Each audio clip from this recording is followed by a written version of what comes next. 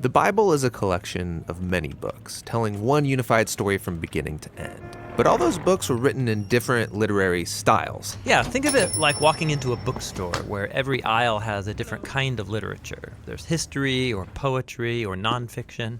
And when you choose an aisle and pick up a book, you're going to have very different expectations, different things that you're looking for. Right, they're all literature, but they communicate in really different ways. Yes, and so the same thing is true for the Bible. If you don't pay attention to what style it's written in, you will miss out on the brilliance of each book. So, what are the main types of literature in the Bible? Well, first and foremost is narrative. It makes up a whopping 43% of the Bible.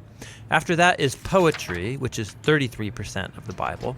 And then there's what you could call prose discourse, which makes up the remaining 24%. Nearly half the Bible is narrative. Yes, and this is no accident. Stories are the most universal form of human communication. Our brains are actually hardwired to take in information through stories. And stories are really enjoyable. Why is that? Well, stories train us to make sense of the seemingly random events that happen in life by taking those events and then putting them in a sequence. And then together you can start to see the meaning and purpose of it all. And what links this all together? Well, good stories always have a character who wants something. And then through these characters, an author can explore life's big questions, like who are we, or what's really important in life. And a good story always involves some kind of conflict.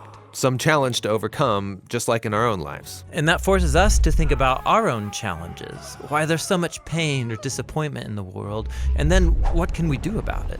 And stories usually end with some kind of resolution, giving us hope for our own stories. Since these are Bible stories, are the characters showing me how I should live? Yeah, that's not quite the point. Most Bible characters are deeply flawed. You should not be like them. But we are supposed to see ourselves in them, which helps us then see our lives and failures from a new perspective. And without even realizing it, these stories will start to mess with you and change how you see the world and other people and yourself. Now, there are different types of narrative in the Bible. Yeah, there's historical narrative, but also narrative parables, short biographical narratives like the four Gospels. We'll look at all these in later videos. Okay, next up is poetry, which honestly, I don't read a lot of. Yeah, you're like most people.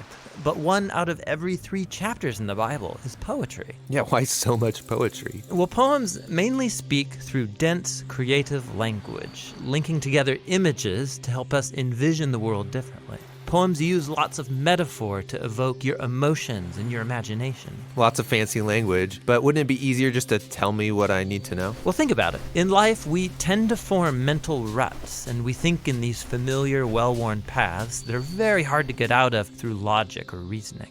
And what good poetry does is force you off the familiar path into new territory. Sneaky. And there's different types of poetry in the Bible. There's lots of types of songs or psalms. There's the reflective poetry of the wisdom books, and then the passionate resistance poetry of the prophets.